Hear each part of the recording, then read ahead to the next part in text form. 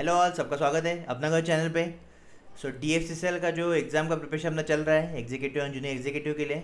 Okay, कल ही हमने economics complete किया है, तो आज जस्ट हम प्रीवियस ईयर क्वेश्चंस देखेंगे क्या क्या अब तक के DFCCL के जितने भी पोस्ट के लिए एग्जाम्स हुए हैं। ठीक है, उसके इकोनॉमिक्स के खासकर क्वेश्चन मैंने कंबाइन कर दिए हैं, तो ये वीडियो में हम पूरा डिस्कस करेंगे और आपका भी एक कॉन्फिडेंस बनेगा कि जितना हमने पढ़ाई किया है उतना आपको आ रहा है। ठीक है, तो एक एक करके अभी स्टार्ट करते हैं। ओके, तो फर्स्ट क्वेश्चन देखिए, the economy that consume their industrial production on their own are called dynamic economy, developing economy, stable economy और सबसिस्टेंस इकोनॉमी। ठीक है, अभी क्वेश्चन जो फ्रेम किए हैं DFCCL में बेसिकली, तो उनके जो लैंग्वेज है ये आपके लिए बैरियर बन सकता है। ठीक है, क्योंकि ऑलरेडी आपको कंसेप्ट पता है, लेकिन लैंग्वेज का जो फ्रेमिंग है वो अलग वे से किया है, इसलिए आप इधर कंफ्यूज हो सकते हो और इसलिए आपको लग भी सकता है कि ये मैंने पढ़ा ही नहीं, बट ऐसा नहीं है, आपने पढ़ा है। ठीक है, तो अभी इधर क्या दिया है सिंपली कि ऐसी इकोनॉमी जो देयर इंडस्ट्रियल प्रोडक्शन, देखो अभी प्रोडक्शन इंडस्ट्रियल मतलब कुछ भी हो जाए। ठीक है, तो इंडस्ट्रियल अगर मैं निकाल दूँ तो देयर प्रोडक्शन मतलब खुद का ही प्रोडक्ट करते हैं, खुद का ही प्रोडक्शन करते हैं और खुद ही यूज करते हैं on their own. Okay, consume on their own मतलब खुद यूज करते हैं। तो ऐसी कौन सी इकोनॉमी इधर? ठीक है, अभी डायनेमिक इकोनॉमी है, तो डायनेमिक इकोनॉमी का मीनिंग क्या है?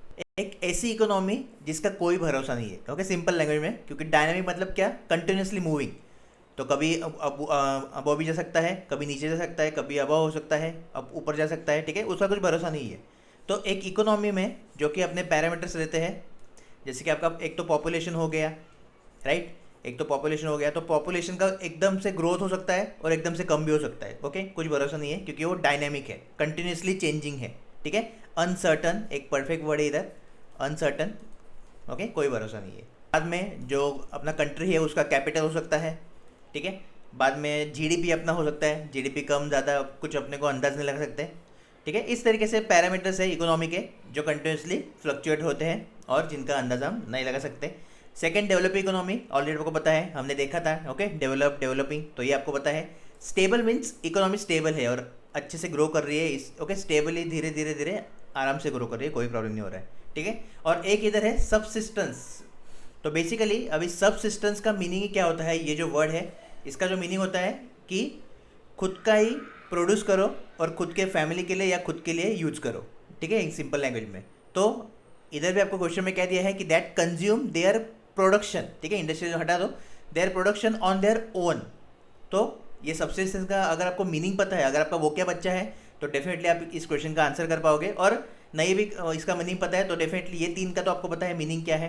ठीक है, तो ये तीन का मतलब कुछ भी करके आंसर नहीं था, लेकिन आपका डी का कंफर्म आंसर है। ठीक है, तो डी आपका कंफर्म आंसर इसका होने वाला है, सबसिस्टेंस इकोनॉमी। तो मिनिमम जो अपने डेली के नीड रहते हैं वो कंप्लीट करने के लिए, ठीक है, कुछ ऐसी इकोनॉमीज है, ऐसी इकोनॉमी है जो काम करते हैं। जैसे कि आप एग्रीकल्चर पकड़ लो, जैसे कि एग्रीकल्चर, ठीक है, कुछ भी फूड हम उगा सकते हैं और खुद ये यूज़ कर सकते हैं। ठीक है, फिशिंग पकड़ लो, मतलब इधर है ना, क्या है, हम बेचेंगे नहीं। ठीक है, सेल्स पर्पज से नहीं होगा, जो भी होगा वो खुद के कंजम्पशन के लिए होगा, खुद के सर्वाइवल के लिए होगा।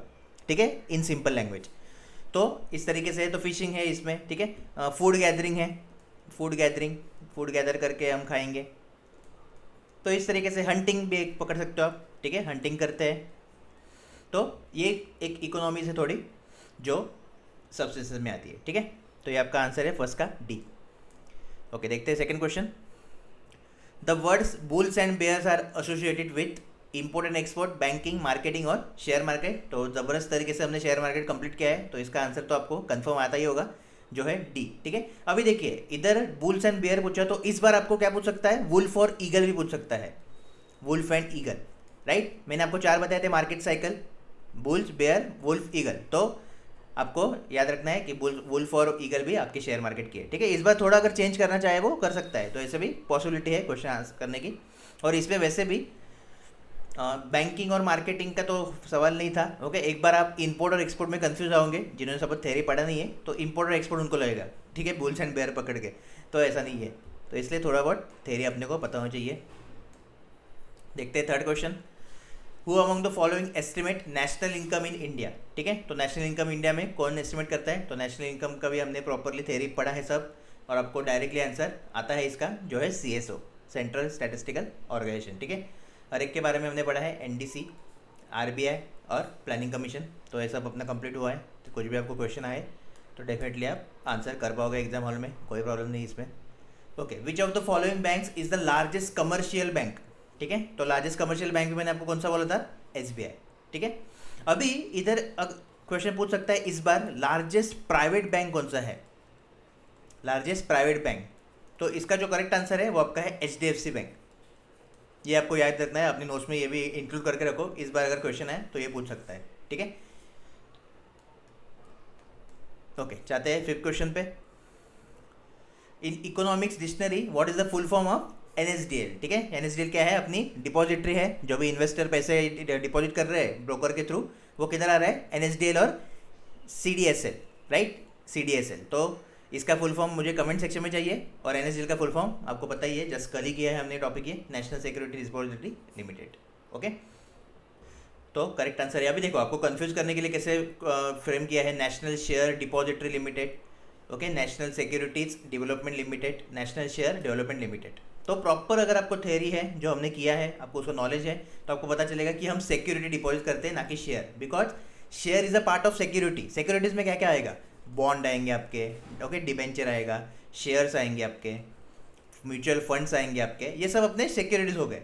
ठीक है, तो एनएसडीएल में पूरा सिक्योरिटीज, मतलब कुछ कुछ इन्वेस्टर बॉन्ड लेते हैं, कुछ कुछ इन्वेस्टर शेयर लेते हैं, कुछ कुछ पब्लिक म्यूचुअल फंड में डालते हैं, ओके, और फंड्स में डालते हैं, क्योंकि म्यूचुअल फंड बनता है और वो म्यूचुअल फंड से जो कंपनीज है, म्यूचुअल फंड कंपनी, वो आखिरकार स्टॉक मार्केट में इन्वेस्ट करती है, राइट। तो सबका पैसा जमा होकर एक ही जगह आता है, वो है एनएसडीएल और सीडीएसएल। ठीक है, तो ये आपको मस्त तरीके से पता है सब, और आराम से आप आंसर कर पाओगे अभी। ओके, देखते हैं six question. Economic planning is the important feature of, okay, अभी देखिए इधर भी हमने प्रॉपरली देखा था, कैपिटलिस्ट क्या है, सोशलिस्ट क्या है, ड्यूअल क्या है, और मिक्स क्या है। ठीक है, ड्यूअल मतलब दोनों, तो मिक्स और ड्यूअल एक ही है। तो इधर जैसे आपको टाइम पास के लिए वो ड्यूअल ऑप्शन दिया है। ठीक है, तो ये तो ऐसे ही गया। अभी कैपिटलिस्ट मतलब क्या है कि जो प्रोडक्शन है गुड्स एंड सर्विसेज का, जो प्रोडक्शन है और डिस्ट्रीब्यूशन है बेसिकली, तो वो पूरा का पूरा उस पर प्राइवेट ऑर्गेनाइजेशन का कंट्रोल होने वाला है। ठीक है, प्राइवेट ऑर्गेनाइजेशन का कंट्रोल होने वाला है, तो प्रॉफिट पूरा प्राइवेट ऑर्गेनाइजेशन का रहेगा। ठीक है, इसमें गवर्नमेंट कुछ दखल नहीं दे सकती, तो गवर्नमेंट का जो इंटरफेरेंस है वो कम होने वाला है कैपिटलिस्ट में। ठीक है, सोशलिस्ट में क्या है, इधर पूरा कंट्रोल जो है गवर्नमेंट के हाथ में रहेगा, प्रोडक्शन एंड डिस्ट्रीब्यूशन कैसे करना है वो भी गवर्नमेंट के हाथ में रहेगा, और गवर्नमेंट खासकर मतलब ये सोचेगा कि पब्लिक के लिए अच्छा हो। ठीक है, पब्लिक के लिए अच्छा हो, तो मतलब अगर मुझे इकोनॉमिक प्लानिंग करनी है, जैसे आपको पता है इकोनॉमी मतलब क्या, पूरा अपना इंडिया एक इकोनॉमी है, राइट। तो ये किस में आएगा? डेफिनेटली सोशलिस्ट में आएगा, क्योंकि प्राइवेट ऑर्गेनाइजेशन डेफिनेटली पब्लिक के बारे में नहीं सोचेगा। ओके, तो आपका करेक्ट आंसर है इसका बी, सोशलिस्ट इकोनॉमी। और मिक्स मतलब दोनों के कंबाइंड फीचर्स रहेंगे इसमें, तो ये डिफिकल्ट रहेगा थोड़ा इम्प्लीमेंट करना। ठीक है, दोनों के कंबाइंड फीचर्स रहेंगे, ऑलरेडी डिस्कस किया है डिटेल में हमने लेक्चर्स में। तो देखते हैं seven question. The stock market investor are consider as strangers, true friends, barnacle and share holders. ठीक है, तो ऑब्वियसली आपको पता ही, मैंने बोला ही था कि जो शेयर्स लेते हैं और जो स्टॉक्स लेते हैं उनको शेयर होल्डर कहते हैं। तो आंसर आपका इसका डी होने वाला है, कोई बड़ी बात नहीं इस तरह। देखते हैं eight question. Is a progressive tax. ठीक है, तो प्रोग्रेसिव टैक्स के अपने टाइप देखे थे हमने, तो क्या है प्रोग्रेसिव? कस्टम है, सेल्स है, इनकम टैक्स है और डेवलपमेंट सरचार्ज है। तो इनकम टैक्स जो है आपका प्रोग्रेसिव में होगा। ठीक है, टैक्स के ऊपर आपका एक क्वेश्चन फिक्स है एग्जाम में, तो ये प्रॉपरली जितना भी थ्योरी हमने पढ़ा है सभी चीज़ एक बार अच्छे से रिवाइज कर लो।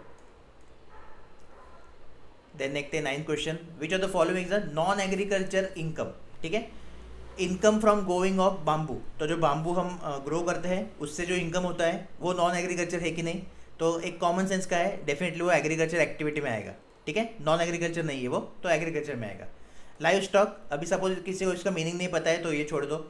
फिर income driver from sales of seed. ठीक है, जो सीड है उनके जो सीड होते हैं, तो ये भी आपका एग्रीकल्चर में ही आएगा। और बाद में फ्लावर्स एंड क्रीपर्स, तो क्रीपर मतलब एक प्रकार के प्लांट ही होते हैं ये। ठीक है, एक प्रकार के प्लांट होते हैं, जस्ट इसका जो स्टेम होता है वो वीक होता है, वीक स्टेम वाले प्लांट होते हैं ये। तो income from growing of flowers and creeper, तो ये भी आपके एग्रीकल्चर में आएगा। ठीक है, तो नॉन एग्रीकल्चर में बाय डिफॉल्ट आपको ऑप्शन आ रहा है लाइव स्टॉक। अभी लाइव स्टॉक का मीनिंग क्या है ये आपको बताना चाहिए, वो इंपॉर्टेंट है इधर।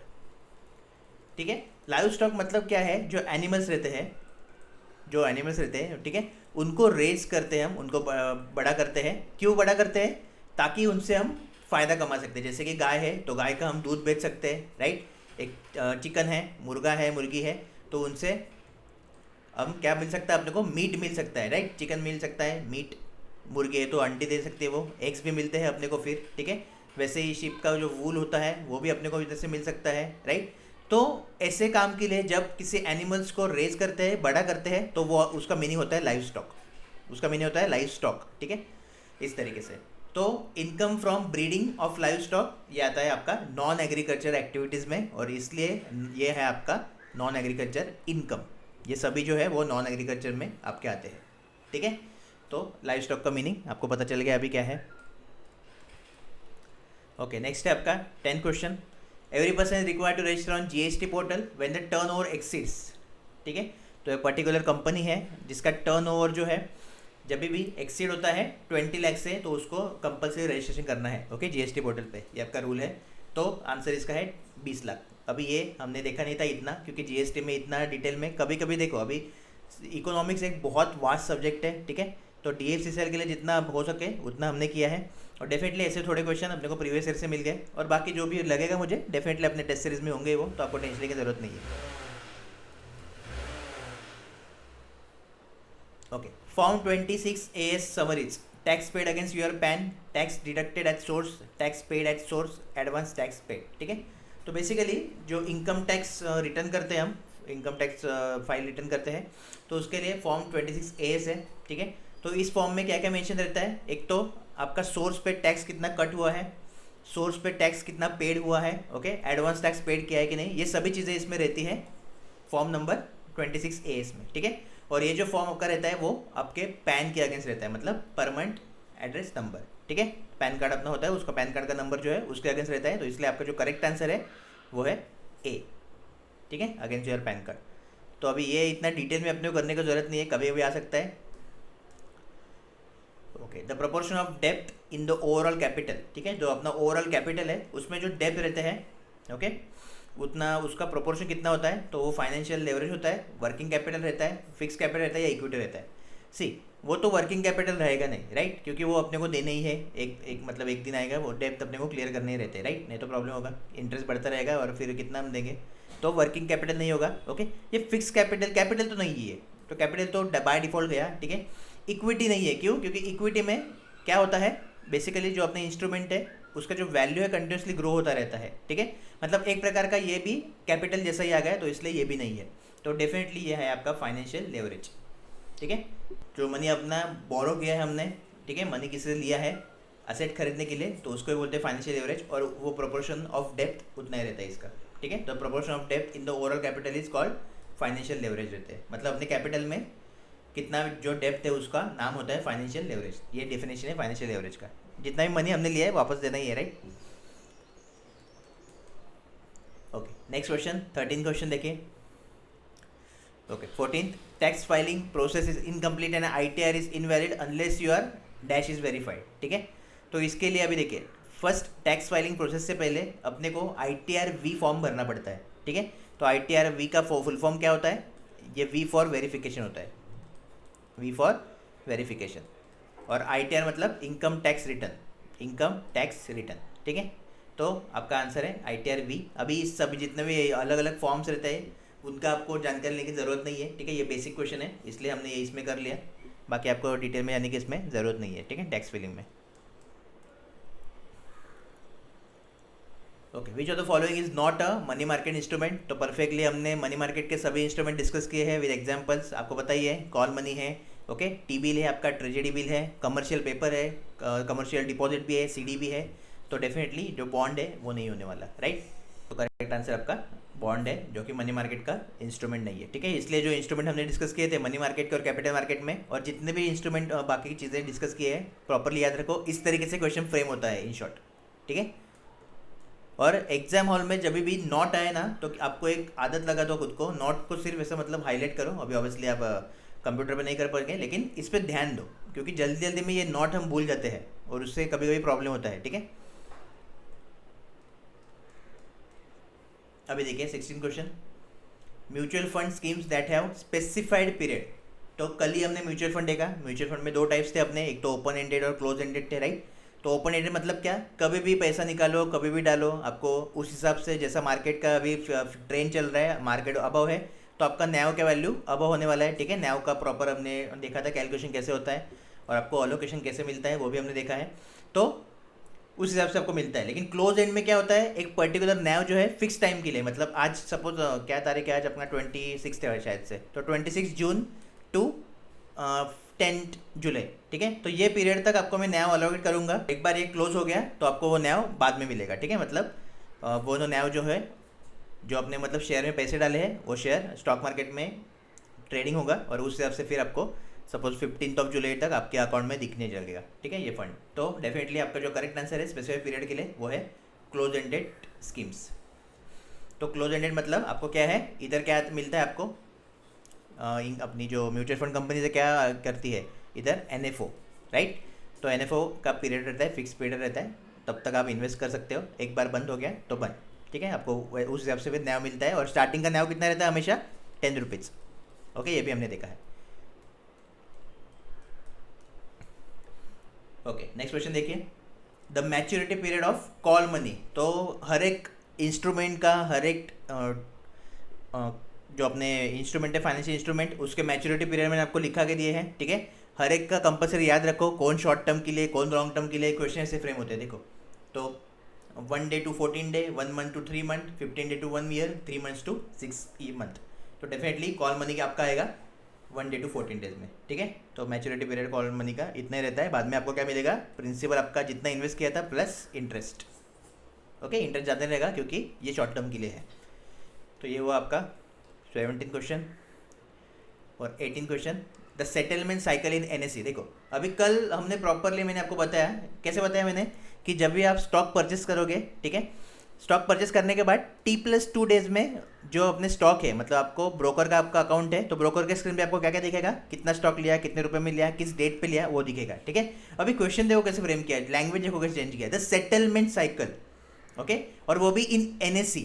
अभी आपको पता है NSE एंड BSE क्या है, स्टॉक एक्सचेंज ही है। ओके, स्टॉक मार्केट ही है। तो जस्ट आपको थोड़ा कंफ्यूज करने के लिए अभी कोई सोचेगा अरे स्टॉक मार्केट में T+2 है लेकिन NSE में क्या है। ओके, लेकिन उसको ये पता होना चाहिए कि NSE और BSE एक मार्केट की तरह ही है जो स्टॉक मार्केट में एक हिस्सा है। ठीक है, ये आपका BSE हो गया, ये आपका NSE हो गया।